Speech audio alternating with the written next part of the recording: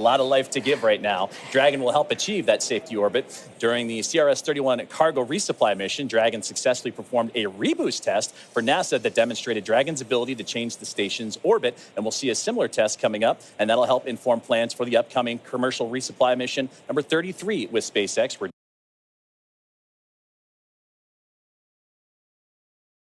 Dragon will fly an extended mission and repeat that reboost demo with a modified trunk called the Boost Trunk. This modified trunk will give Dragon the ability to change the station's velocity by up to 10 meters per second. And testing these added capabilities will provide NASA with additional options for station operations in the coming years. And yet another innovation that SpaceX is working on is the intravehicular spacesuits, or IVA suits, that astronauts wear during Dragon missions. These suits are worn by the astronauts while they're inside the spacecraft, versus the extravehicular, or EVA spacesuits that are go for propellant load and launch. For all operators in MCCX and Hangar X, cockpit until MD confirms successful disarming of the launch escape system following orbit insertion or propellant offload in the event of a scrub. For non-urgent no-go conditions, brief the CE or LD and they will approve aborting the count. For urgent issues affecting the safety of the operation, operators shall call hold on the countdown net.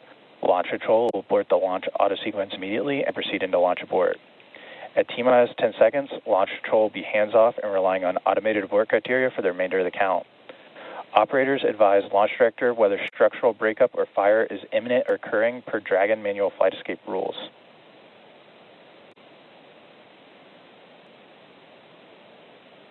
Launch control, you may proceed with arming the crew arm for movement.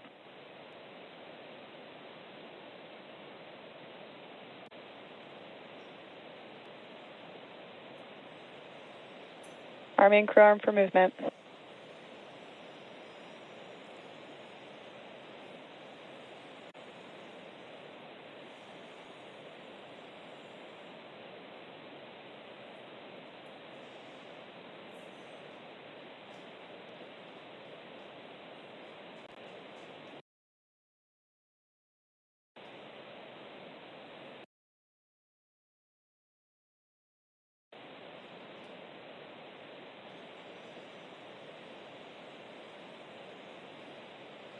Crew access arm retraction started.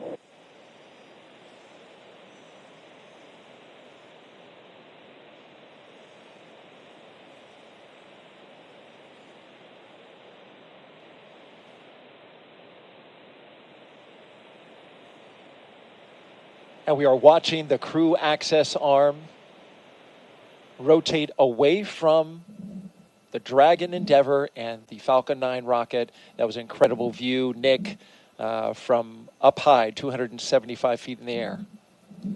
Yeah, and so as the arm goes away, that's really your first unobstructed view out those two windows inside the Dragon capsule. Unique to Dragon for Soyuz flyers, there were no your windows don't open until you get all the way up to orbit and come out of the fairing. So here you can see what the weather's doing outside for yourself. And there they are, strapped in, Crew-11. Our next big milestone. Crew access arm retraction complete. Fairing. As we hear that the crew access arm has completed its retraction. You can see what the weather's doing outside for yourself. Our next big milestone. And there they are, strapped in, Crew-11. Is to have the astronauts drop their visors and start up for Section 7 in their operations. SpaceX, you are go for Section 6. Close visors and arm launch escape system. Our next big milestone is to Dragon copies, go for Section 6, closing visors and arming LES. Start up for Section 7. They may have renumbered the procedures because in the past it was Section 7. That's we may not have gotten that update. But this is a critical moment indeed. And that crew access arm, it can rotate quickly back to Dragon in this moment. Dragon, visors closed, arming LES. in this moment in between before they have the launch escape system fully armed. Indeed. So the commands that are available to Xena and Mike at the displays, she's arming the launch escape system now. As that's armed, there's also a button that's going to show up that'll allow them to do an emergency egress, which will command that arm to swing over rather rapidly. And by the time you're out of your seat and ready to open the side hatch, the arm's in place so that you can get to the escape tower. From the escape tower, of course, they would zip line down to safety, to waiting vehicles, and then exit the Launch escape system is verified armed. the blast danger area. Now we have the launch escape system armed. This is a critically important system that you actually had to use on one of your missions, MS-10, back in 2018. That saved your life and the life of your fellow crew member. It's part of spaceflight today. What does it provide for this crew in this moment? Yeah, in this moment, it's its safety net. So the launch escape system is constantly trying to determine, is everything going okay? And it does that with looking at a bunch of different parameters. But as long as those stay within bounds, it doesn't do anything. But if something changes, or if there is a handle that the crew can initiate the launch escape, if that's activated, then this is going to separate them from that rocket and get them to a safe distance. And it's from the point right now on the pad all the way until they're in orbit. They've got continual safety net there to protect them. That capsule can get up in a hurry too, as you were mentioning. These abort systems, they got to move quickly, going 436 miles per hour in a matter of 7.5 seconds. The Dragon can do that when it fires up its Super Draco engines, if it were needing to get away from that pad in a hurry. Yeah, absolutely. You want to. We're about to load the rocket full of fuel and oxidizer, and so if that energy is released, you need to be as far away from it as you can be. And so that escape system is designed to get them away in a heartbeat. As long as everything continues nominally, it's our hope that system will not be needed today. As we march towards loading those propellants Nick was talking about, that begins at T-minus 35 minutes and counting. It's our hope. As long as everything continues nominally needed today, as we march towards loading those propellants Nick was talking about, that begins at T-minus 35 minutes and counting. Another big moment, 35 minutes and counting. When they start flowing. Another big moment, RP1, when they start flowing propellant 1, which is a refined form rocket propellant 1, which is similar to jet fuel, form of as well as kerosene, that oxidizer, similar to jet fuel, that as well as that oxidizer produce that 1.8 million pounds of thrust to lift that rocket, produce that 1.8 million pounds of thrust to lift that rocket and the crew into space. But it's also an exhilarating. It's definitely an important moment, but it's also an exhilarating moment because this is when you start moving and the vibrations. And the pumps and the fluid moving and the Dragon starts to have Dragon starts to have you can hear those sounds, right? Valves moving and clicking. You feel it. Hear those sounds, right? Valves moving and clicking. You feel it, yeah. You hear T-minus 37 minutes and counting until liftoff. T-minus 37 minutes and counting 2 minutes away. Liftoff. Or just 2 minutes from beginning to load propellant into the Falcon 9 rocket. Propellant into the Falcon 9 rocket.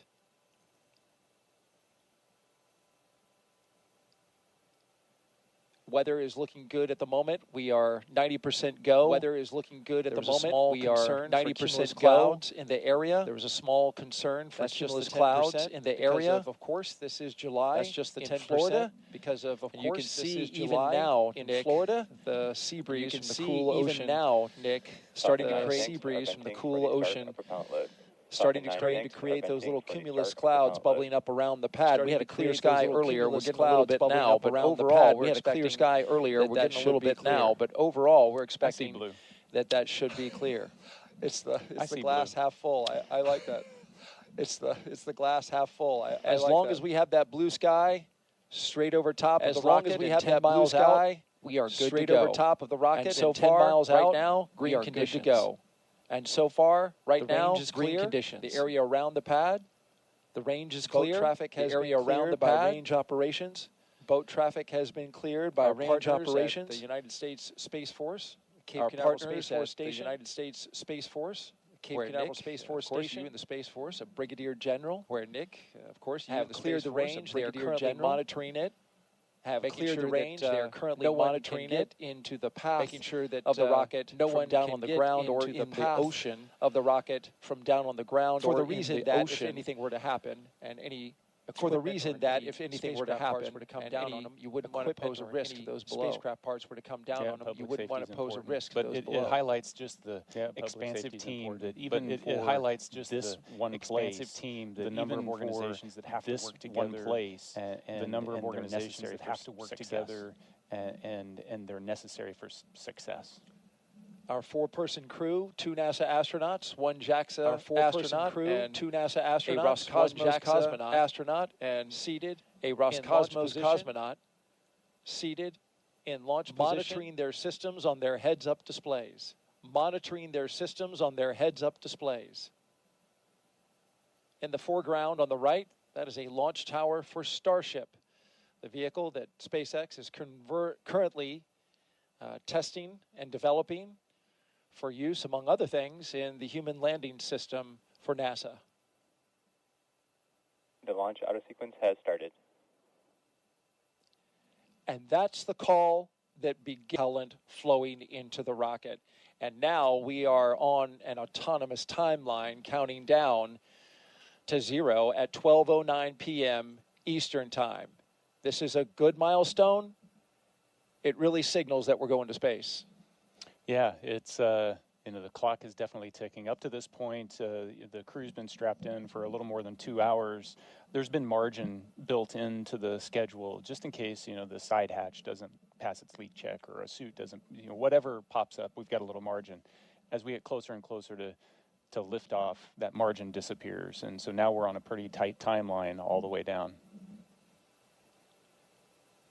35 minutes to launch. The visors have been closed since they armed the launch escape. It's been about 8 minutes. It's at this point where I'm sitting there going, I wish I had scratched my nose before I put my visor down and trying to figure out how I'm going to do that, because they're going to be like this for another 45 minutes with the visors down.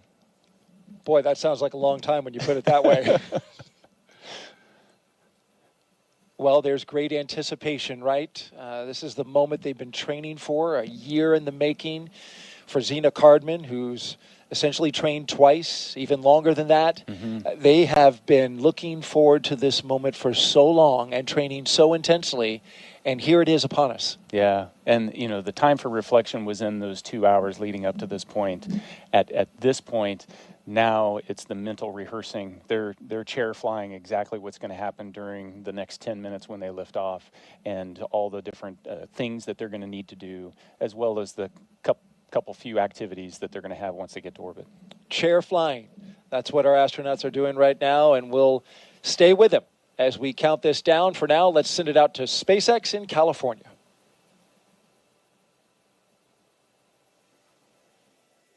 As Daryl mentioned, propellant loading of both RP-1 and liquid oxygen began at T-minus 35 minutes, right on schedule. And weather is our main watch item right now. But I am hearing from our vehicle teams that everything looks good for both Falcon 9 and Dragon. So next up, at about T-minus 30 minutes, the SpaceX launch director will inform the crew when loading of cryogenic helium will begin. First on stage 1 and then on stage 2 about 4 minutes later. Stage 2 RP-1 loading should wrap up at about T-minus 20 minutes and 30 seconds. Then, as we approach T-minus 16 minutes and 30 seconds, we should hear a call out that Stage 2 liquid oxygen loading has begun. So with all of those consumables being loaded onto the rocket, if we have to call a hold for any reason at this point, like potentially due to weather, we would have to stand down and target our backup launch opportunity, which is tomorrow, Friday, August 1st, at 11:43 a.m. Eastern Time. That's because we have an instantaneous launch window today. So let's take a minute to do a little orbital mechanics 101. An instantaneous launch window means that we need to launch at exactly the right time, and that's driven by our planned rendezvous point, which is the location where Dragon and Station meet in space. Right now, the International Space Station is orbiting the Earth at more than 17,000 miles per hour, and Dragon needs to catch up to it. That means we have to deliver Dragon to the correct orbit. We do that by timing its trajectory relative to the orbiting laboratory so that they're both in the same place in space at the same time. A precise liftoff time is crucial for hitting that rendezvous point. Now, again, that means that at this point, if we hear a hold called, we'll be standing down and likely targeting that backup launch opportunity tomorrow. For now, though, we're going to go ahead and hand it back to Soumya and Joseph to talk to us about West Coast recovery. Soumya? Thanks for walking us through that, Ronnie. We are now at T-minus 31 minutes and counting, getting closer and closer to getting our Crew-11 astronauts into space. Once their mission is complete and it's time for our crew to splash down back on planet Earth, they'll be heading to one of several targeted sites supported by SpaceX. Until recently, Dragon recoveries primarily occurred off of the coast of Florida. This year, SpaceX moved Dragon recovery operations off the coast of California to allow Dragon to complete its deorbit before safely jettisoning the trunk over the Pacific Ocean. When they return, Crew 10 will be SpaceX's third crew mission to splash down in one of the new locations. From 2 was the first back in April this year, followed by Axiom 4 in July. The new splashdown locations are near LA, Oceanside, and San Diego. The recovery vessel, Shannon, will be stationed in Long Beach to support the new West Coast splashdown operations. Spreading these supported sites across multiple locations helps to maximize the return opportunities, lowering the chance we'll have to wave off due to bad weather. And when the spacecraft re-enters, those in the immediate area may hear a brief double clap of a thunder-like sound known as a sonic boom. I can't wait to hear one myself one day, but to hear everything that's gone on and to move operations to the West Coast has been incredible to watch, both from a SpaceX standpoint and from NASA, to see the teams across the country working together, the International Space Station Commercial Crew Program. And like Nick mentioned earlier, there's an army behind every one of those movements and getting ready and preparing for these West Coast splashdowns. So it's going to be phenomenal to watch and see NASA's first crew mission return on the West Coast. Well, back to today's mission, Crew-11, as they continue to get ready to go. They're inside now half an hour until launch time. Let's take a look at more and a bit more and learn about the astronauts flying today. I think it's really innate in our human nature to want to keep exploring and to keep pushing boundaries. Everything that we do in space is ultimately for Earth and for the human species. We are having a lot of good experiments on orbit, making new medicines. That is actually good for everybody. By understanding how to live and work in space like we have with the International Space Station, we can now become a multiplanetary species by having bases on the Moon and bases on Mars. И выполнение полета в космос, на мой взгляд, важно, потому что в конечном счете необходимо человечеству будет двигаться в дальний космос для того, чтобы открывать новые миры, исследовать новые и новые горизонты. For me, it's a really compelling goal to go farther and farther afield in space and pushing our boundaries as a human species that way, learning more about our own home planet as we try to go farther. We've been going and living aboard the International Space Station for 25 years. We're ready to make the next steps. We're ready to go to the Moon. We're ready to go to Mars. We're ready to explore the solar system. We understand the effects of what life in space does to the human body, and we need to continue those studies. We need to continue getting ready and get ready and go to the Moon and Mars, and that's why it's important to go to space. All right, let's head back out now to a launch viewing location where Tony's at for another interview with some special guests. Tony? Hey, thanks, Daryl. That's right. Joining me is Dr. Stephen Platts and Dr. Lori Glaze to talk to us a little bit about the human research that's going to be on this mission. You know, Steve, can you tell us a little bit more about what human research Crew-11 will be conducting? Sure. We're very excited for the launch. We have 10 experiments flying on Crew-11. Everything from cardiovascular systems, central nervous system, all the way to genomics, the full breadth, and addressing many very important risks for us to get to the Moon and Mars. That's a lot. You know, speaking of the moon and Mars, Lori, how does the human research conducted on space station help us for those future missions to the lunar surface and eventually Mars? I'm so glad you asked that question. You know, a lot of times we talk about the future, you know, we're going to explore the moon and Mars. It's here. We are actually less than a year away from our first crewed launch, where we're going to send 4 crew out and around the moon for 10 days and bring them back. And then about a year after that, we're going to land on the moon. And we need to be ready, right? We need to be ready for the trips to the moon and then eventually to Mars. Our crew are going to need to be able to thrive in an environment where they're in microgravity, perhaps for as long as a year. And then we're going to need them to perform on the surface of Mars under 1/3 gravity and do their exploration activities. So we really need to understand how they're going to react and respond to that environment. And the experiments that are being done on space station today, it's such a unique laboratory where the kinds of things that Steve's talking about, we can study physiological responses to bones, muscles, blood flow. Mental health is incredibly important part of this activity. And the experiments that we can do, for example, growing plants without soil, recycling water. If we have the ability to recycle water, maybe 98% of the water that the crew uses, that's less resources we need to bring along. And then sensors that can detect, for example, solar storms so that our crew can take shelter or protect themselves while they're on their journey. So again, the experiments that are being done are incredibly important to our planning, which, as I said, we're launching in less than a year. We need to be ready. That's right. I mean, a ton of valuable research that we are gathering. You know, speaking then on, you know, the research for Crew-11, Steve, I heard, you know, there's a new experiment that's going to space station. Tell us a little bit more about that. Yeah, that's called manual pilot, or is the ability for the crew to land a vehicle on the lunar surface. So we're looking at the sensory motor aspects, balance, cognition, some of the things that Lori was talking about, and putting them all together, and we have a simulator that actually moves in all dimensions and allows the crew to feel like they're actually landing a spacecraft. And we're doing that pre-flight. We have some devices on station where we can do in-flight measures as well as post-flight. So that will give us a great idea of what we need to do to prepare the crew to land on the lunar surface. That's great. I mean, you know, Lori, tell us a little bit more about those benefits of traveling then beyond low Earth orbit now.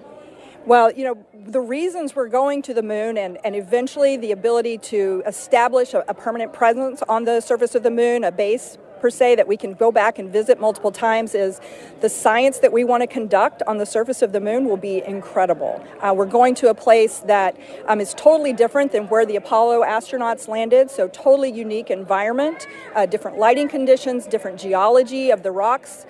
We anticipate there is water ice beneath the soil in some places near the South Pole where we're going to land humans for the first time ever. So we will be able to do incredibly unique science, but we'll also be able to continue the human research aspects for longer duration stays on the surface of the moon where we're trying to live and work, and that will again feed forward to help us be better prepared for Mars. Absolutely. A ton of exciting things coming up. Thank you both so much for joining us. Now we'll send it back to Daryl and Nick. Thank you, Tony. Crew-11's time in orbit will teach us how to keep humans healthy in space for the long haul. Meanwhile, on the moon-facing side of NASA's work, Artemis II astronauts, including Commander Reed Wiseman, are training for a very different challenge, a 10-day mission around the moon. And before they launch, NASA and the Department of Defense are making sure they know how to get them home, even in an emergency. Here's Reed with a behind-the-scenes look.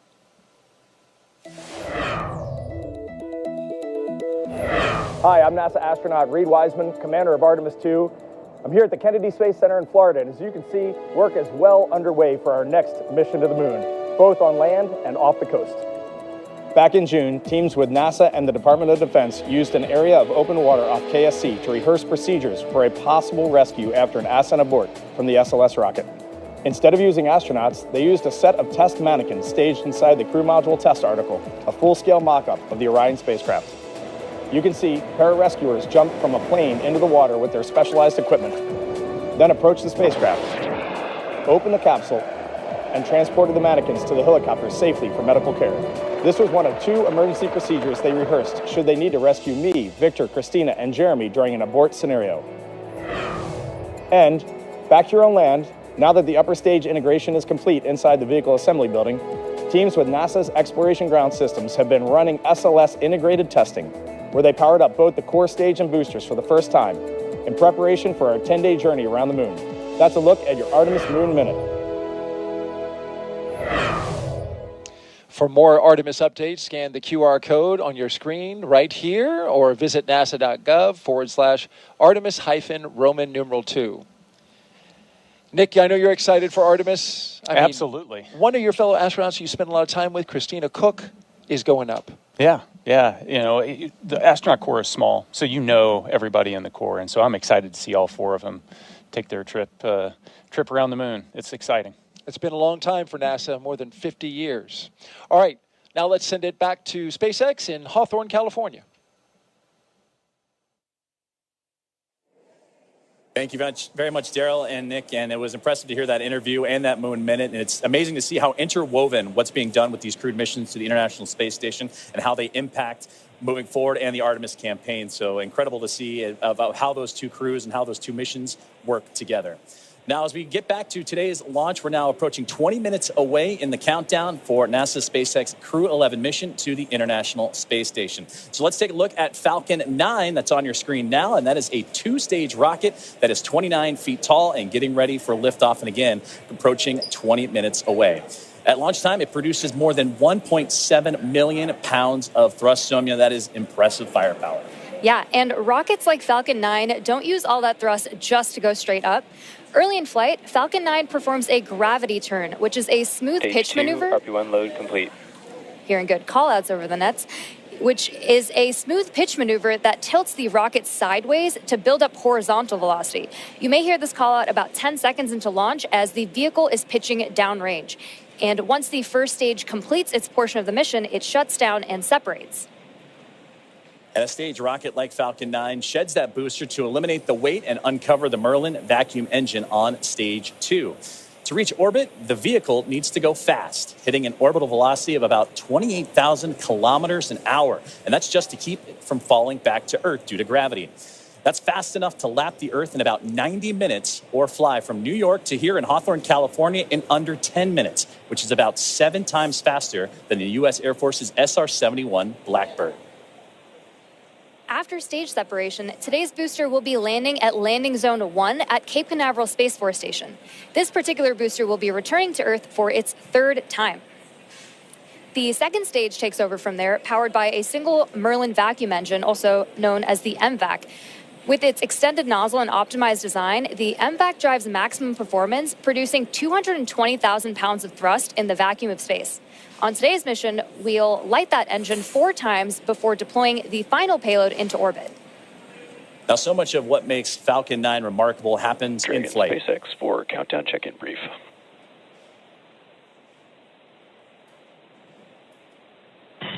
Dragon's with you. Okay, Xena, we have healthy Dragon, healthy Falcon 9, just like last time, so prop load is proceeding nominally. We do have one watch item that has popped up. There is a pop-up storm cell that is just to the north of the pad. Currently not violating any LCCs, but we are monitoring this particularly closely as it's moving offshore. We'll let you know if it starts trending towards blocking launch today, but again, not expecting that at this time.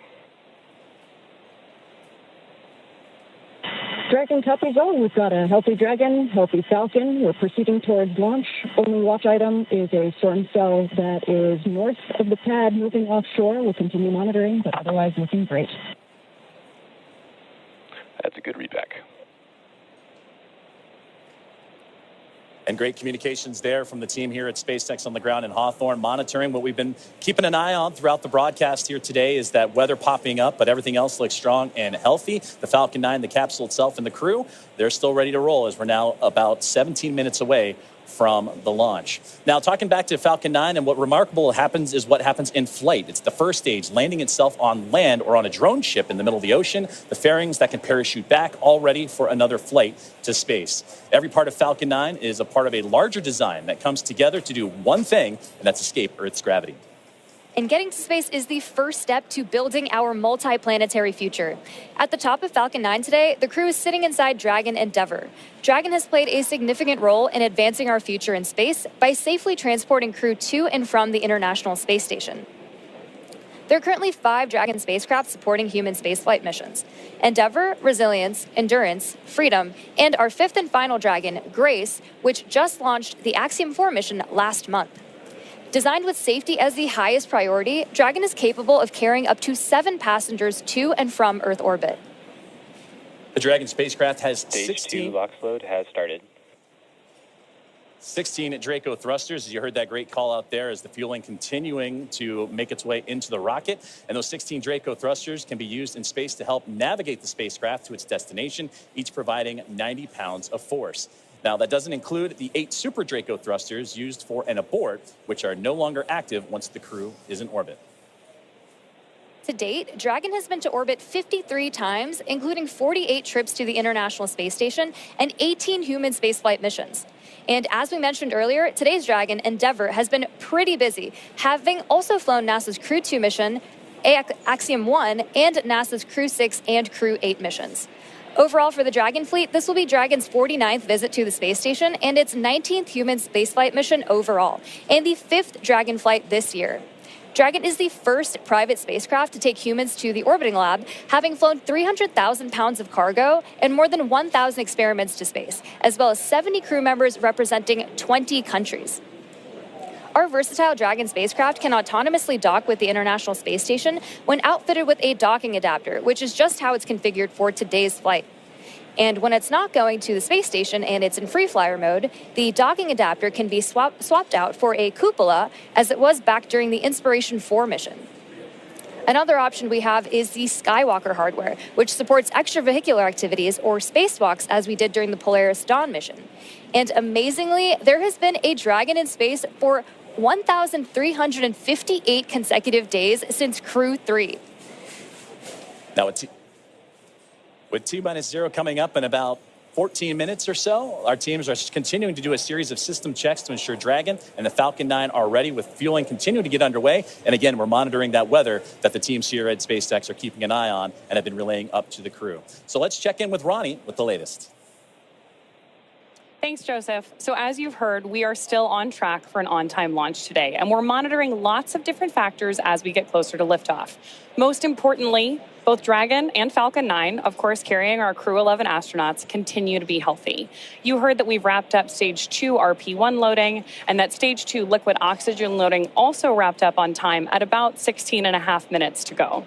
The launch escape system is also armed. That's, of course, the system designed to propel Dragon away from Falcon 9 in the unlikely event of an emergency. And the Eastern Range is monitoring keep-out zones along the flight ascent corridor and is tracking no issues for today's launch.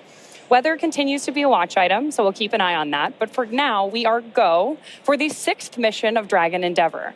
It is a fantastic milestone for Dragon, and here at SpaceX, we could not be more excited. So to add a little something extra to our celebration, I've got our Dragon plush hanging out with me here in front of Mission Control. Now, this guy is not the zero gravity indicator for today's mission, but do keep an eye out for that once Crew-11 reaches orbit. This is, though, a fun nod to all the successful flights that Dragon has made, and all of the crews that we have been so lucky to work with. I think this is a great way to celebrate today's flight milestone, and I really have appreciated joining you all. Thanks for joining me at the status desk for all of our coverage today. With that, go Dragon, go Crew-11, and I'm going to hand it back to Sandra for status update from Houston. Thanks, Ronnie. That plush is cute. I'm going to have to get one for myself. Back here in the International Space Station Flight Control Room at NASA's Johnson Space Center in Houston, teams continue to work around the clock to monitor activities aboard the orbital outpost. Leading the team inside the room today is NASA Flight Director Scott Stover. The team in Mission Control and the team in Hawthorne, as well as the astronauts aboard the International Space Station, will track the autonomous docking of Dragon Endeavour when they enter into joint operations. This will happen when the spacecraft enters the approach ellipsoid, which is the invisible boundary stretching 4 by 2 by 2 kilometers that helps us monitor all arriving and departing spacecraft. It's essentially the neighborhood of the International Space Station. Once docked, crew members in both Dragon and aboard the International Space Station will perform a series of leak checks and then will work to open the spacecraft's hatch for Crew-11 to float into the space station and begin their stay. We anticipate that the hatch will be opened about an hour and a half after docking occurs. When they enter the orbital outpost, crew will be greeted by the rest of the Expedition 73 crew and will come together for opening remarks. But for now, that's going to be all from us here in Mission Control for today, as the anticipation continues to build for launch in less than 20 minutes from now. So, how's it looking on the Space Coast, Daryl? Well, we've got a mix in the weather. There's some clouds that are building, but so far still looking good, okay for launch. It's a watch item at the moment, and so we're keeping our eyes to the skies. Also, this is a first for our broadcast team right here. An astronaut who once sat right here where Nick is sitting as a commentator is now minutes from flying to space. Zena Cardman was once in this very seat, the one that Nick Hague is sitting in now, less than a year ago. She was supporting Nick as he launched with Crew-9. She was originally set to command that mission, but when Crew-9 had the shift and had the change up of assignments, she had to step back to help get the team off the ground. And here's what she said, Nick, after watching you and your crew go into space. Every crewed launch that I have ever watched has really brought me a lot of emotion. This one today was especially unique. I think it was hard not to watch that rocket lift off without thinking, that's my rocket and that's my crew. But I also know that I'm not the only person who can think that. Of course, we have Stephanie Wilson here today, but I mean, there are many, many people who made this mission happen, and there are people on orbit who will be taking this capsule home. And it makes me very proud to know that I am one of many people who can say, that's my crew, that's my rocket. Makes me really proud, makes me feel very connected to this mission that we all get to take part of. Go Crew-9. An emotion-filled Zena Cardman in that moment, and she is going to give us some words any moment now. Dragon SpaceX, confirm crew displays are configured for launch. Your thoughts on hearing that after you launched? SpaceX, Dragon, displays are configured for launch. It is our honor, our privilege, and our choice to take part in something much greater than any individual, but it's the individuals who make this endeavor great. To each of you at SpaceX and NASA, to our partners at JAXA and Roscosmos, to family, friends, and mentors, you fly with us today. Arigato gozaimasu. Spasibo большое. Thank you. With gratitude and focus, Crew-11 is ready. And more words. Crew-11, sentiment is the same on the ground from everyone staying here. We have enjoyed working with you in the preparation for the mission. Looking forward to doing the same in flight. Good luck. Enjoy the ride. And more words from Zena Cardman. We just heard from her live. Yeah, it's like I started the show. There isn't any place I'd rather be than here today. What Zena said is so true, you know, and it's this palpable feeling that, hey, that's my crew. Those are my friends. You know, hey, that's my commander. And just to be here and know that, you know, I've done my small part to help support them and along their way, and there'll be more support that happens in the future. And to be able to see behind the scenes everybody else that is contributing to that is, that's what makes this all so special, is it's not about the individual. Spaceflight has nothing to do with individuals. It's all about us working together. 100%. Well said, Nick. And kudos to both of you for showing an immense amount of class. You signed up to do this role almost immediately after getting into space, and we heard from you saying, I want to be there for Zena. Thank you for being here. And go Crew-11. And so with just 7 minutes to go, a little over 7 minutes, we want to send it back to Hawthorne for the final countdown. Thank you, Daryl. Thank you, Nick. And those were beautiful words from Zena Cardman. You can hear the emotions behind them and what they're looking forward to getting ready for launch. And they say Crew-11 is ready.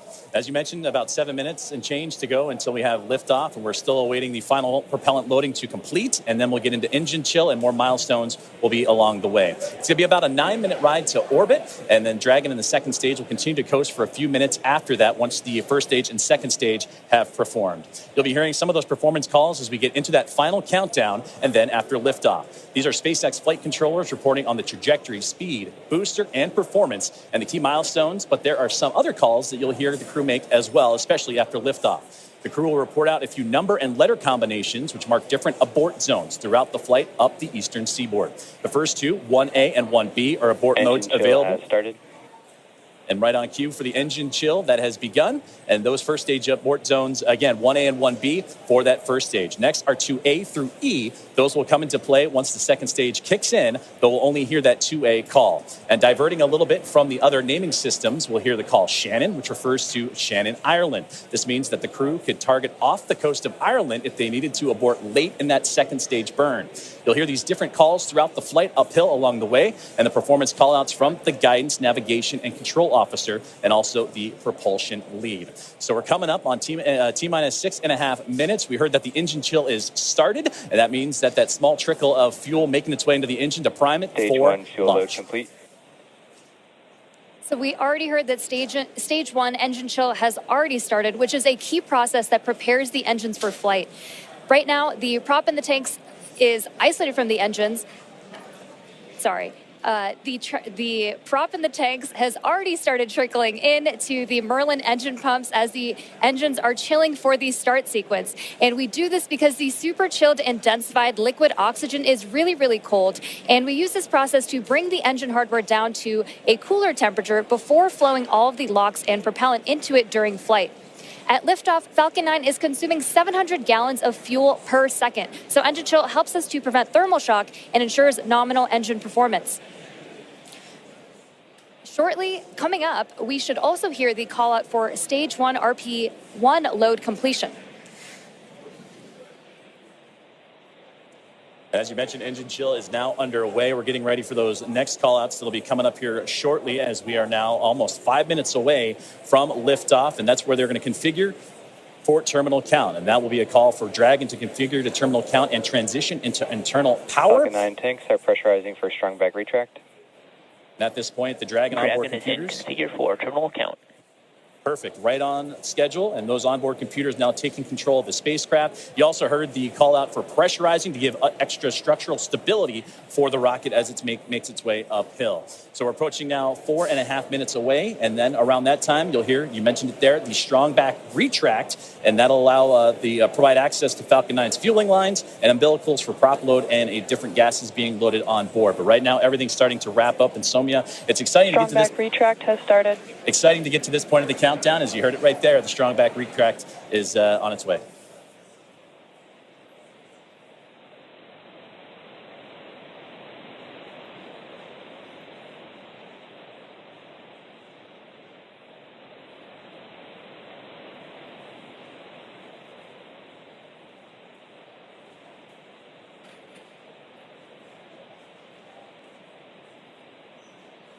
So we have a great view on our screen of the clamp arms opening up just around stage 2 under Dragon in preparation for strong back retract.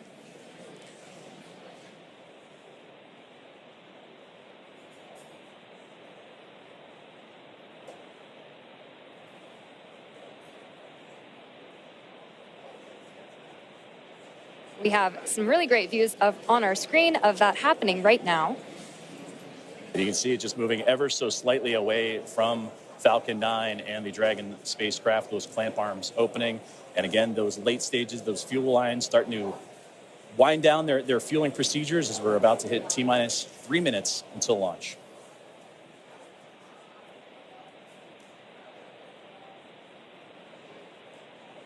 Second stage loading will wrap up shortly after the first, and you've probably noticed those white clouds venting from around the rocket. That isn't smoke. Stage 1 LOX load complete. That's condensation, as stage 1 liquid oxygen loading has been completed. As liquid oxygen warms slightly inside the tanks, some of it boils off, and that gas is vented to manage pressure. When the vented oxygen hits that warm Florida humid air, in terminal count and on internal power, it instantly condenses into those clouds. As you just now heard, the Dragon now in prop load complete, on into internal power. It's fully fueled. The rocket and Crew-11 are ready for liftoff. And this rocket now transitioning into internal power. The gas closeouts will also begin to purge all the feed lines and allow Falcon 9 to be isolated. And then they'll get vented overboard through the umbilicals and strong back retract. So coming up in just under 20 seconds, we should hear the call out that LOX load will be completed on stage 2, which will mean that there will be 1 million pounds of propellant loaded onto Falcon 9 at that point. We're coming up on that call out in just a few seconds from now.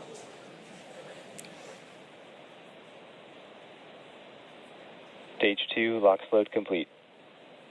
Now that that's complete, we will vent down the TE, which will produce a white cloud off the side of the rocket, which is totally normal and expected. Dragon is in auto idle. Auto idle puts that rocket in a state the flight computers understand before it takes over. And that's making sure the transition to the final countdown is smooth and all the flight computers on board are in sync with each other and configured for launch. We're now 90 seconds away from Ground launch. gas closeouts are started. Expect loud venting. And there's the gas closeout that Sonia was just talking about. And now inside 80 seconds from the launch of NASA SpaceX's Crew-11.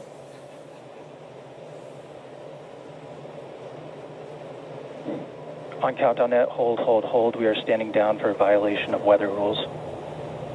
Launch route sequence is aborted.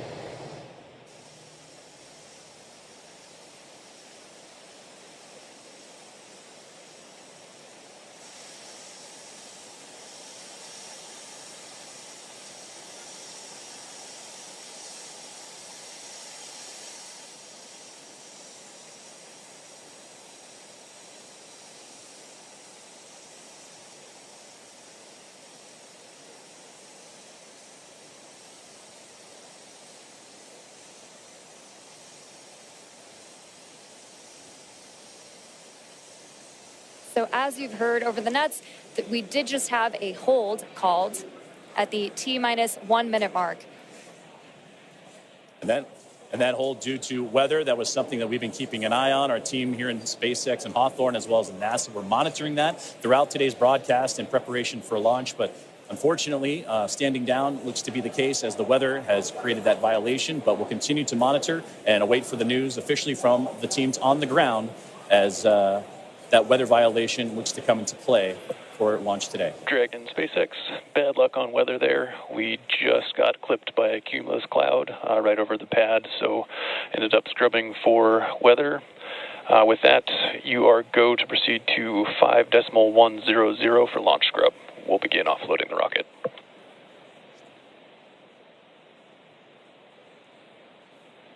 Dragon copies all 5.100. Too bad, but we'll be ready next time.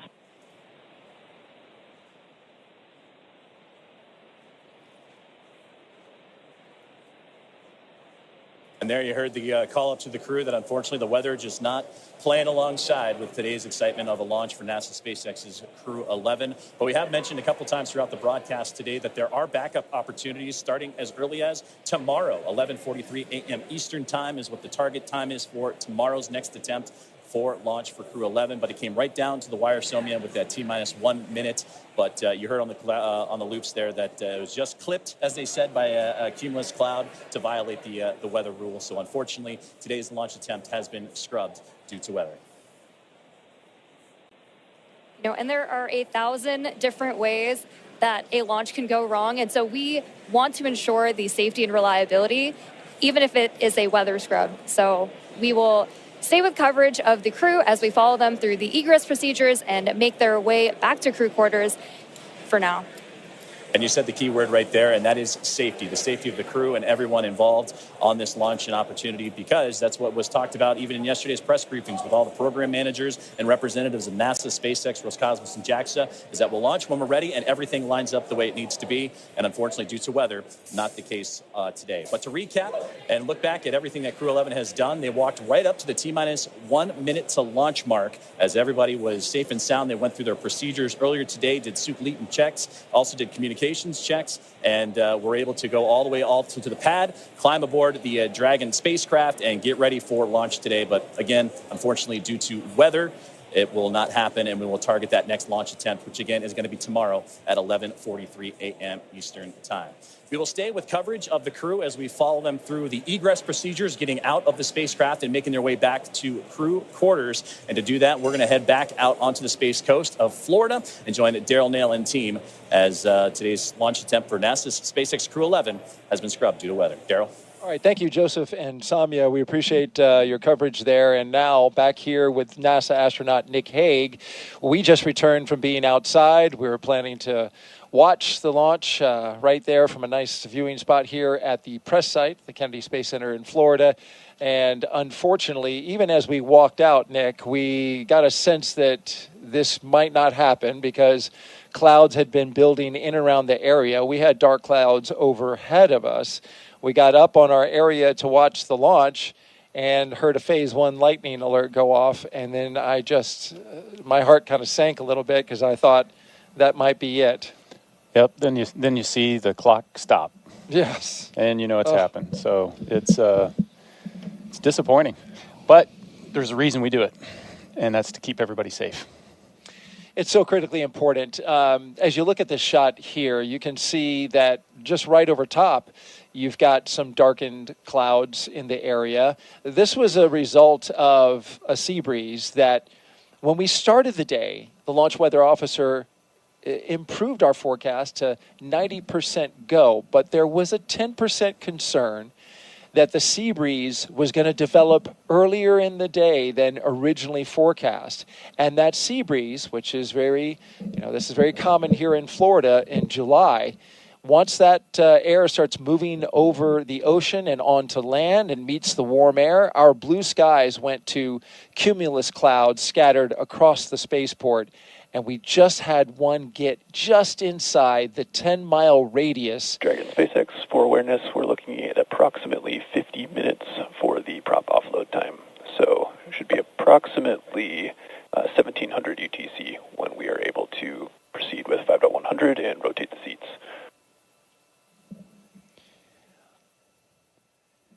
Dragon copies, we're looking at about 50 minutes for prop offload. So 1700 UTC for the rest of 5.100 and seat rotation. Good readback. And so real quick, what does that mean, Nick? They are going to rotate the seats? Yeah, so it's important to know that right now you're looking at a fully fueled rocket with an armed launch escape system. And so the crew is in the same posture that they were in the 45 minutes leading up to launch. They've got to be in that posture until they can offload all that propellant, which takes about the exact same amount of time to offload as it took to put on, as well as disarm that launch escape system. And so this is a very active rocket right now, and they, that launch escape system, if something went wrong, even now it's still protecting them. It's a great note there. But this is very much a dynamic situation even now with a scrub called. The teams have to work through their procedures to safe the launch pad, the rocket, and the capsule from being just minutes from launch. And we were in that posture ready for launch, and now we have to undo that, right? Yeah, very carefully. You got to back out of all of that, and then once the rocket is defueled, we've got all the fuel out of there. We can disarm the launch escape system. You still need the pad team to be able to come and get out there to get into the white room and help open up that side hatch and get the crew out. And so the scrub process is not a quick one. Just to finish a thought that I had said, and I think this view on the left basically shows you what the issue is. That's rain on the right half of the screen there. That's a rain cloud with rain coming down. And on the left hand, we were dealing with sun poking through the clouds on our side. We could literally see the clouds kind of going over top of our heads, getting close to the pad. And the standoff area is 10-mile radius around the pad for these dark clouds and cumulus clouds. And that is a safety factor. We'll talk a little bit about that. That is because you don't want to send a rocket through a tall cloud like that could generate some energy from the rocket passing through it. Yeah, just the same as if you're on a commercial airline flight, you don't necessarily want your pilot to take you through a severe thunderstorm. We don't want to do that with a rocket. And so we are erring on the side of safety in this situation. But as Nick pointed out, The rocket that you are looking at is a fully fueled, ready to launch Falcon 9. As we now see, they are starting to allow some of the liquid oxygen to vent off as they begin detanking the rocket from its super chilled liquid oxygen and its RP-1, which is the kerosene-based propellant. Dragon SpaceX propellant offload update, estimating about 45 more minutes for propellant offload. Dragon copies, additional 4 or 5 minutes for prop offload. Now, as you recall your procedures for the crew, estimating about 45 more minutes. Getting out of the capsule and getting back into their vehicles and going back. Take me through the timeline 4 or 5 minutes of the scrub procedure. Yeah, it's a fairly straightforward procedure. You're Now, as you running recall your the procedures for launch procedure in the reverse, crew, essentially, and so they're strapped getting in. out of the capsule The seats back are into their vehicles and rotated going up back. in a launch configuration. Take me through the As soon as they timeline detank, of they're going scrub to disarm the launch escape Yeah, system. it's so a fairly you're looking straightforward at procedure. it's 45 minutes to You're get rid running of the liquid oxygen and RP-1. And So once that's off, then they'll be able to disarm the launch escape system, rotate the seats down. At that point, as soon as they arm will come over, and the ground team, the pad team will be able to come up there. They'll open the side hatch and then help them get out of the capsule, just like they helped them get into the capsule. So you're looking on the order of an hour. Once that's off, then they'll be able to. And you want that rocket fully detanked? Absolutely. At that point, you've got cryogenic pump and the oxidizers flowing, and you want to make sure that that's all secure before you put people around it. That's the way the system is designed. It's different on other launch vehicles. Other launch vehicles, Soyuz I launched on was fuel when we showed up to it. But while you're moving the fuel on and off, you minimize the number of people that are moving. Flowing, and you want to make sure that that's all secure. The SLS rocket is similar. It's fully fueled and tanked, and then they bring the astronauts on board. SpaceX does it so that they can do that tanking. The very last part of the mission timeline. And this also allows for a quick tanking, relatively speaking, for a rocket. And then allows you to detank it, but they're using super densified liquid oxygen as well. So mission timeline, you mentioned high energy systems are engaged here, so we are now unwinding, relatively speaking, for a rocket as we proceed through the scrub, and it allows you to, if you're just joining us, we scrubbed this launch at T-minus 1 minute and 7 seconds until liftoff.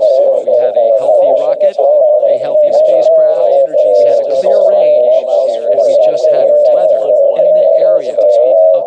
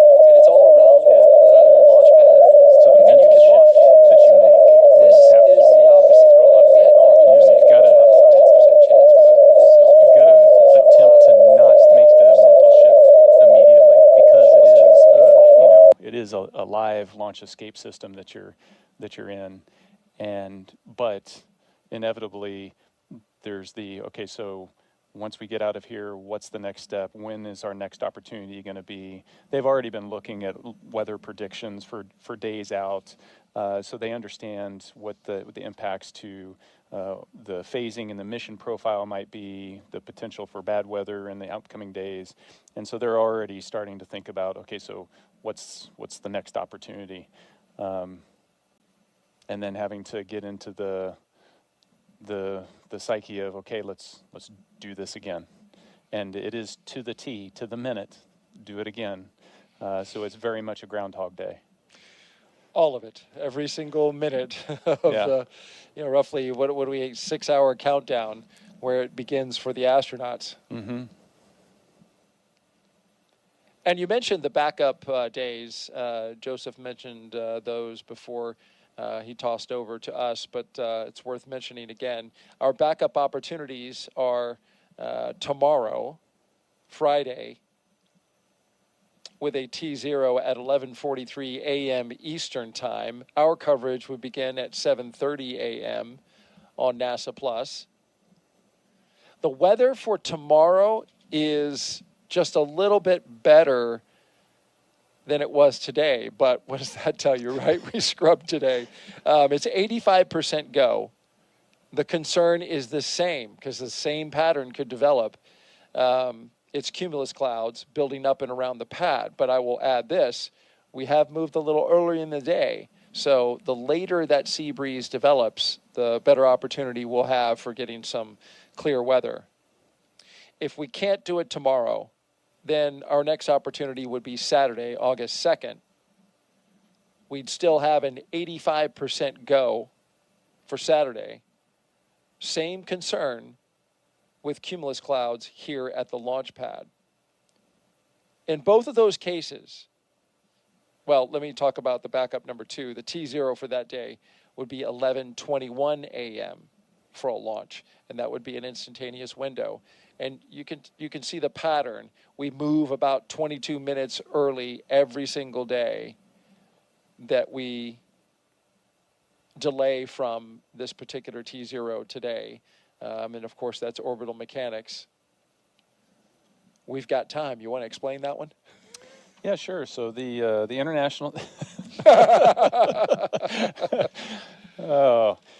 Yeah, no, you got to wait for the plane of the orbit of the station to cross overhead, and it just works out each day that it's a little bit earlier. Unfortunately, if it had come overhead a couple minutes earlier today, they would have been able to launch. The weather would have been clear.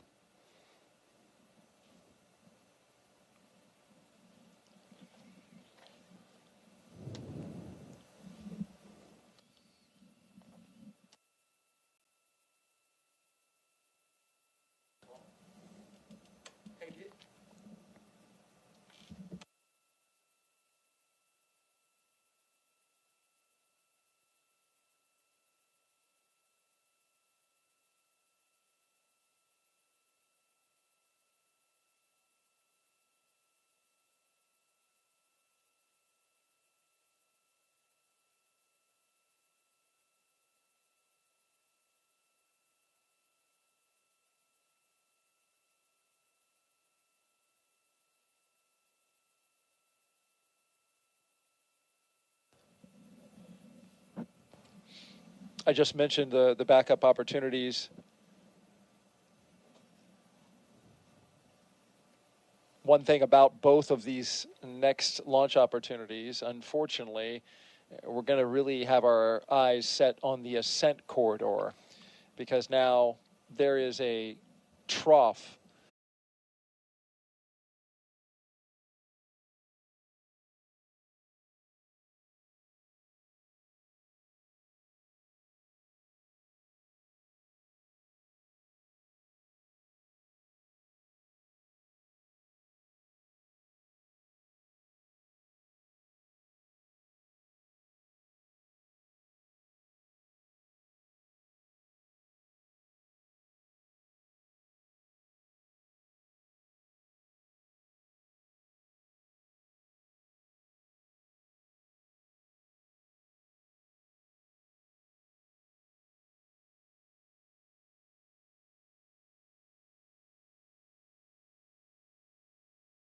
right? How much it's sloshing around is going to be out there in the ocean.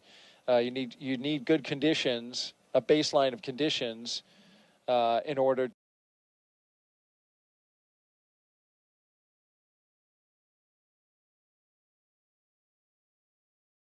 to pull astronauts out of a floating capsule with a helicopter and a boat. Yeah, it just shows the complexity, the scale of the problem that you're dealing with. It's not a forecast at a particular point, on the surface of the Earth, at the launch pad. It's, if you imagine this 3D trajectory of the rocket's path going up to orbit, you've got to clear all of that for weather, but not just clouds and rain and severe thunderstorms, but like wind shear and drastic changes in the wind direction can create problems for the rocket. And then, in case there was a need to return them early or to abort, you also have to clear the weather. Just an immense amount of respect for the teams, both at SpaceX and also at the the Space Launch Delta 45 over on the Space Force side, the weather shop there, in trying to put their arms around all of this. Like I said, weather is really complex, and they do a fantastic job. But if we got a chance, 90% chance, you take it all the way to the end and see what Mother Nature gives you. And I'm sure, as an astronaut, when it's your arse in the seat, you want that level of awareness, that level of scrutiny given to the weather throughout the trajectory, throughout the launch area and the launch period. Oh yeah, the immense respect for them, knowing that their job is watching my back. And Dragon SpaceX propellant offload update, estimating 37 more minutes for propellant offload.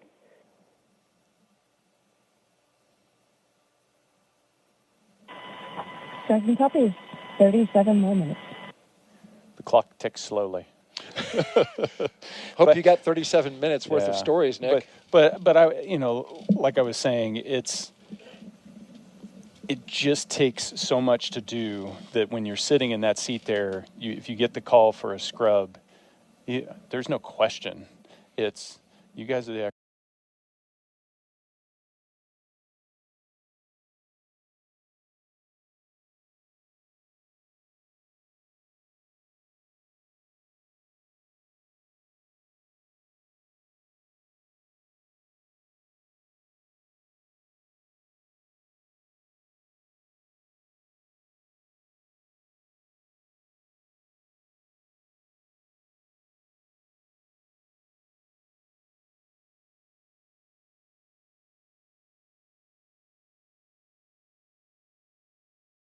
experts.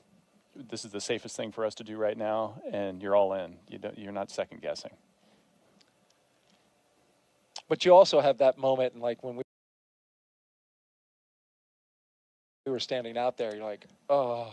There's the disappointment. There's the knowing you're going to have to go through this all again. The disappointment not just for the crews, but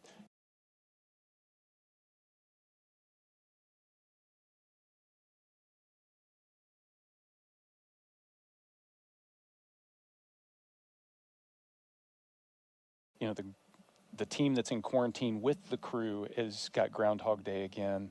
The families, the litany of goodbyes that you'll say again. There's a psychological, emotional toll of going through all of that again, and that's why earlier on in the broadcast I mentioned the psych support team that NASA has in place that's there to provide support to the crew members, to the family, is just so important.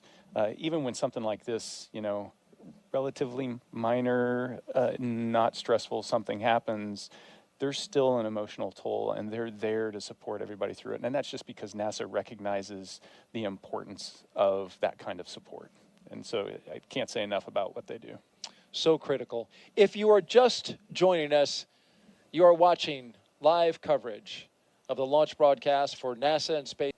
Today, we scrubbed the launch attempt due to weather and clouds building up within the standoff zone for weather like that. And as you can see from this shot right here, the weather finally made it right over the pad.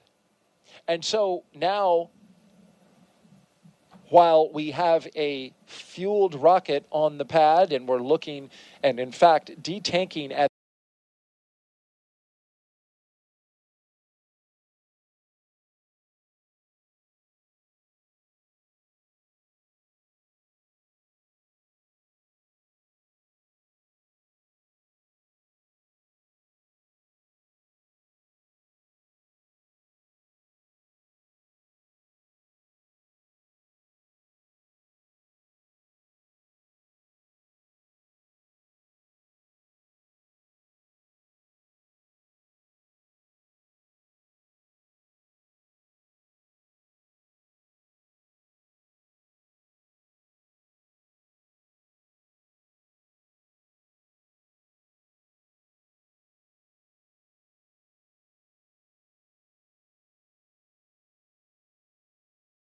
this moment to bring the dynamic nature of the situation out there at the pad down to basically ground zero, reset everything, detank the propellants, offload them, pull the astronauts off, and get them back to crew quarters.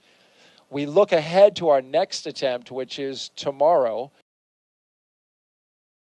Friday, August 1st at 11:43 a.m. Eastern Time. Our coverage would begin at 7:30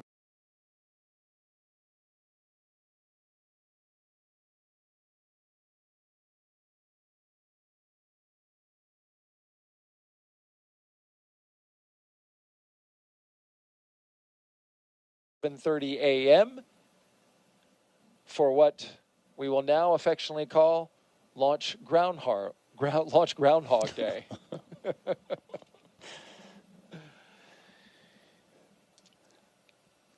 And you can see there the start time is 7:35 a.m. So it's that'll save you 5 minutes if you want to join us right at that moment. We'd love to see you again. Yeah. Nick, we'd love to see you as well. Absolutely. So, you know, the thing that doesn't diminish is the energy, the excitement, the anticipation. You know, they're going to turn right around and it'll be there again tomorrow because that's launch day. And that's, you know, you got a crew there, a bunch of professional space flyers, and that's how they approach the job, just like everybody in the profession. All right, let's toss it back out to our colleagues at SpaceX in California.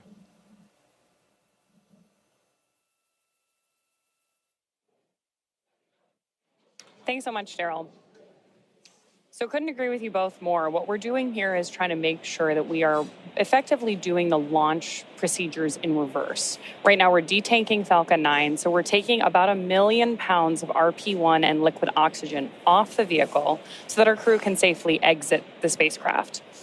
On Monday, our crew actually worked through a dry dress rehearsal. So they went through a lot of the procedures that they did today exactly as they did them today in preparation for launch. Now that we've called that hold due to weather, we're standing down for tomorrow. We're actually just following through with the rest of the dry dress rehearsal procedures. The crew is going to exit or egress the spacecraft, and then, as we were just discussing, go back into that quarantine process. Meanwhile, our teams on the ground are going to go ahead and keep an eye on the health of the vehicle and our crew, of course, but also continue those vehicle side checkouts to make sure that we are ready for that next launch opportunity tomorrow at 11:43 a.m. Eastern.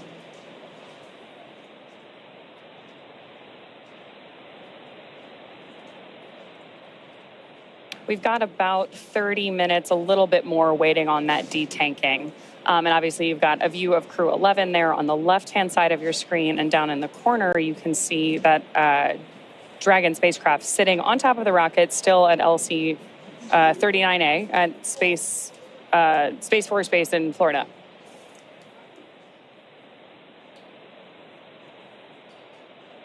We're, of course, going to keep following the crew, keep a close eye on them as they follow through these egress procedures and then make their way back to the crew quarters to maintain that quarantine environment that they've been in now in the lead up to launch for several days.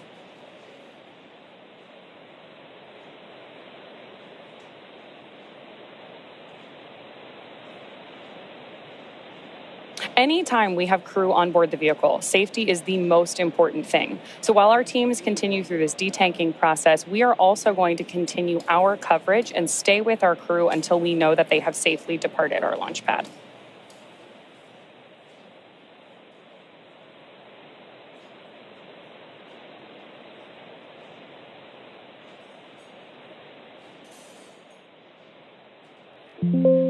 Of course, one of the other things we'll be keeping an eye on tomorrow is to understand how these weather systems evolve. Anyone who has ever joined us for a launch from Florida or followed along with our coverage of previous missions knows that weather, especially on the Space Coast, can evolve pretty rapidly. So as we're keeping an eye on everything for the next 24 hours or so in the lead up for launch tomorrow, we'll be watching the same things that we were looking at today. We're not just looking at weather at the launch pad either. We're also tracking the entire ascent corridor and the splashdown locations. In the very unlikely event that for some reason we had to abort our crew in flight, wherever Dragon exits the flight path to with our crew safely inside also needs to be a safe zone for recovery. So especially for these astronaut missions, it's really important that we have good weather kind of around the planet because we are moving so quickly.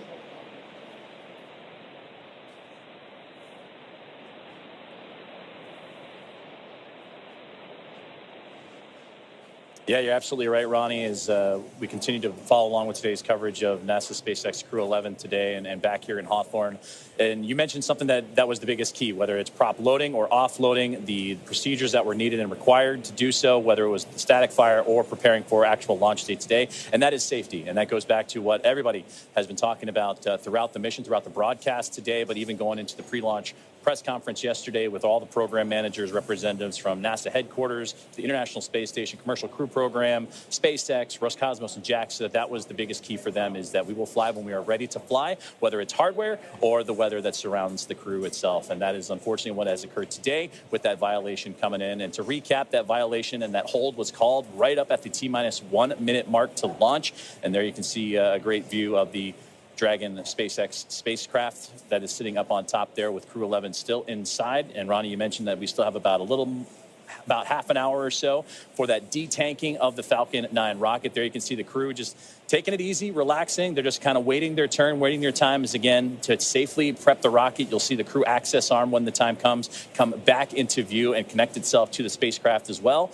And then the crew will exit egress and then ultimately make their way back to crew quarters. And that's where we're going to stay with you this entire time and make sure that we have all the visuals to make sure that Crew-11 is safe and sound back in crew quarters. And again, we'll prepare for a launch attempt, which will again be tomorrow. And that's something that the programs talked about yesterday as well, is that unfortunately today did not work out, but we have opportunities, whether they need tomorrow, the 2nd, the 3rd, a stand down day for the 4th, and then beyond. So there's opportunities aplenty. And as Steve Stitch, the program manager for the commercial crew program, mentioned, that it's a good window of chance for this crew to make its way up to the International Space Station and so forth. So that's going to be the big one there. And we take a look at what's to come for NASA's SpaceX Crew-11. As mentioned, that the next launch opportunity will be at 11:43 a.m. Eastern time tomorrow, as we take a look at the launch coverage for NASA Plus. That'll start around 7:35 a.m.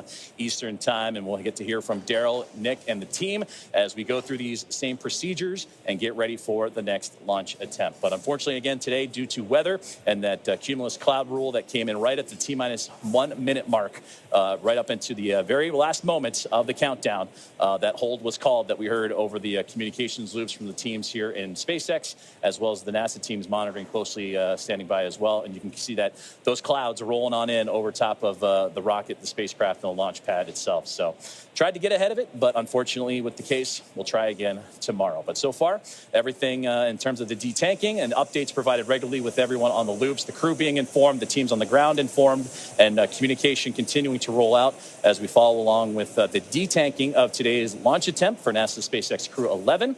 And those on board, which are Commander Zena Cardman and Pilot Mike Fink, those two of NASA, Kimia Yui of JAXA, and Ollie Platonov. SpaceX propellant offload update, estimating 25 more minutes for propellant offload.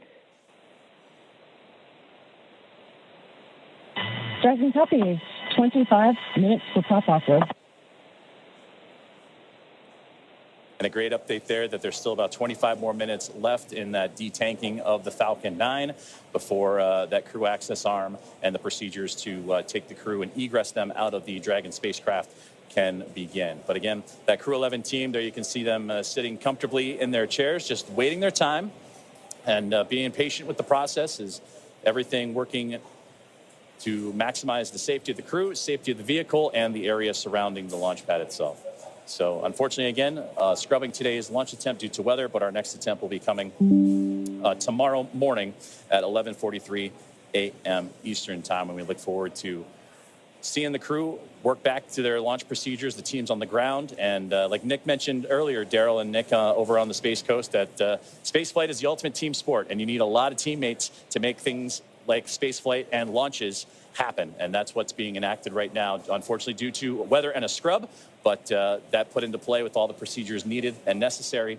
So that is where we are currently standing. So a little insight, 25 minutes of the detanking of the Falcon 9 rocket, and we'll continue to follow along through the egress procedures as Crew-11 will then begin to make their way back to crew quarters.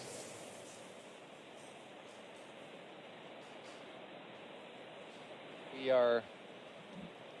So, of course, we are disappointed in that weather scrub today. But in a lot of ways, this is actually a really interesting testament to that huge team working together, like you just mentioned.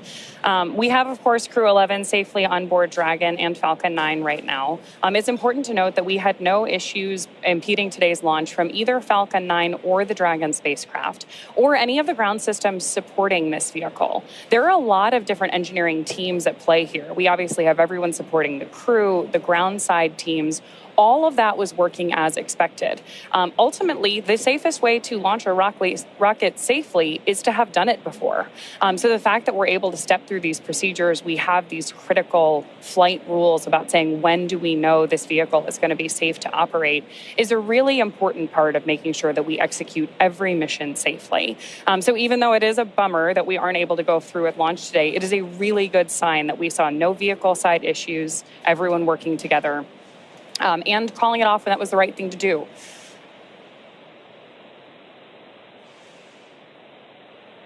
So with that, while we continue to monitor this, like we mentioned, we are going to keep our coverage going all the way through until Crew-11 egresses the spacecraft and then exits the pad. But I'll toss it back over to Daryl and Nick for a little while. All right, thank you very much, Ronnie. Back here at the Kennedy Space Center in Florida. And a look out from the press site. When you look out east, looks like a beautiful day. It sure does. And it was. But over top of the land, we had those cumulus clouds bubble up, and they created some storm clouds that got just a little too close to the rocket. So the launch was scrubbed at T-minus 1 minute and 7 seconds. So close, but just not going to take the chance with that kind of weather in the area. Even the local warning system, paging system, let us know that there was a potential for lightning in the area, even as we were at the T-minus 2 mark. So, yes, while everything looks good out over the Atlantic, we continue to have our journey through a hot Florida summer day. We were scheduled for launch at 12:09 p.m. Eastern Time. We had documented the crew getting ready for launch, starting around T-minus 4 hours and 10 minutes. And we walked that journey from suit up to drive out. We saw the crew ascend the launch tower there, get up to the top of the launch tower, get into their spacecraft, and prepare for launch. And all the systems, the high energy systems that came online, methodically going through the launch operations, until we reached T-minus 1 minute and 7 seconds, and then we got the call for the scrub. Launch weather officer David Tager kept the launch team informed of the developing situation and let them know that the sea breezes could be forming this mix of cumulus clouds that we see in and around the area. And so now we have a dynamic situation on the pad, and the reason that we are still here is because we still have astronauts inside that capsule right there. 4 crew members, Zena Cardman, pilot Mike Fink, Kimia Yui, and Oleg Platonov, who appears to be taking a nap. I would. I mean, at this point, what else are you going to do? You got to wait for them to detank, and so that takes a little bit. It's actually fun. Some of the shot of the rocket that you see, the side view, it's almost like a fuel gauge because you can see where the frost is melted off of the side of the rocket and determine how much of the fuel is left in that first stage. Yeah, that's a great shot. If we can take that wide shot there, that it almost serves as kind of a detanking gauge to see where the frost line is. There you go. We're about halfway. Yep, they're about halfway. Yeah, and it's going down. And they recapture that LOX and that fuel, of course, for the next attempt. You lose a bit of LOX because, after all, that stuff boils off. Yeah, and that's why they wait to load it until so late, right, because it's so cold. It starts to warm and expand and boil off, and you don't want to waste it.